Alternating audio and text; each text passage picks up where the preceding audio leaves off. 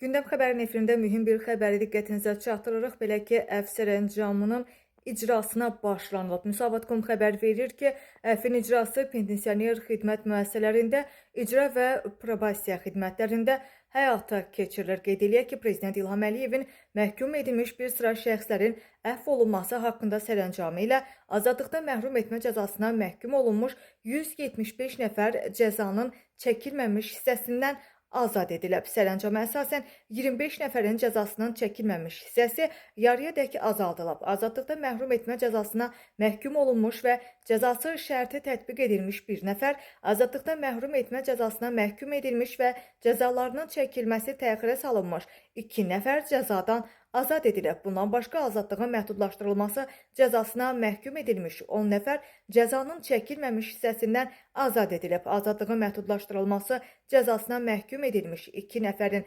cəzasının çəkilməmiş hissəsi yarıyadək azaldılıb. İslah işləri cəzasına məhkum edilən 4 nəfər cəzanın çəkilməmiş hissəsindən, cərimə cəzasından məhkum edilmiş 1 nəfər isə cəzadan azad edilib.